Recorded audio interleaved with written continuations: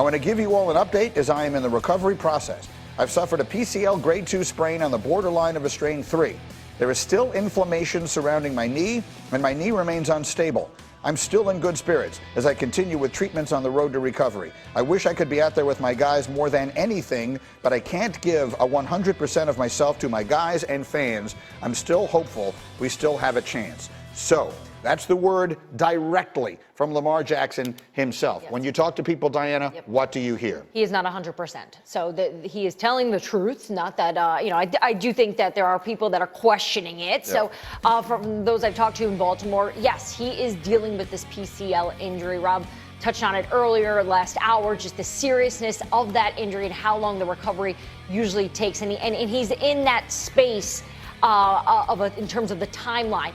But the real question here is, Lamar not at 100%, is that still better than the backups at 100% to give the Ravens a chance? Because we know how different this Baltimore team is when Lamar Jackson isn't on the field. Look, and football players have been toughing it out for their teams since the inception of the game, and we all understand that there are extenuating circumstances here. This was somewhat predictable when the season began without a contract from both sides. And look, no one is questioning that Lamar Jackson is hurt. Clearly he's hurt. But there were two things that have happened here that never happened. One of them is there's nothing stopping John Harbaugh from saying to the media, listen, guys, he's hurt.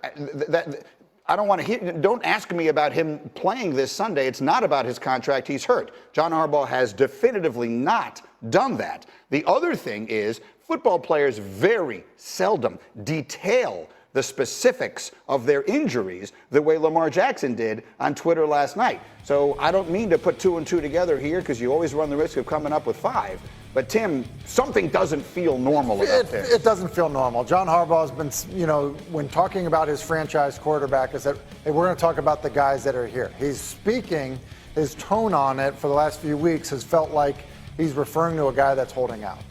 To your point about addressing the injury, have we heard Jalen Hurts talk about his AC sprain on his shoulder? No, of course we haven't. Just like we didn't hear Aaron Rodgers talk about his thumb or Matthew Stafford talk about his elbow or his shoulder or Josh Allen talk about his elbow. It doesn't happen. Guys don't do that, especially quarterbacks. And so everything about it feels weird. Is he hurt? Does he have a PCL injury? I'm sure, all of it. That does, and I would also say this, is he also, essentially a few weeks away from being guaranteed in one season more money than he's made in his entire career? Yes. So, I don't know that you can avoid that scenario. And let's make sure everyone understands what you mean by that. If their season ends on Sunday night, and if he's not playing, I think we all overwhelmingly expect it to, then the next step here is probably the worst case scenario for him financially as he plays on the franchise tag next year, which will be worth more money than he has made in his 5-year career up until this point. So, Ninko, the bottom line of it is this. We all understand that he's hurt. No one is questioning that he is injured. But the question becomes, in his particular circumstance, could you blame him if he's saying, I'm not taking any real major risks at this particular moment of my career and my life? I wouldn't blame him at all. But, I mean, I was just watching the highlights that they're showing of him. Everything that he does is explosive. Everything. If you are not close to feeling 100% or even 80%, 90% of running and cutting and doing all the athletic things that he does as a quarterback, you can't step foot on that football field. Because if you do go out there and you hurt yourself, it could affect the rest of your career. Because if he tears his knee worse than it is, he might not be the same player. So, Diana, here's what I'm telling you. I'm just giving you a little glimpse of what the next couple of months of your life are going to be looking like. Because I'm going to be telling the producers of this show every day, get Rossini on the phone and find out what she knows about the situation. Yeah, and I'm going to call you back with babies crying on the phone. That's little Mikey and little Joey will be out.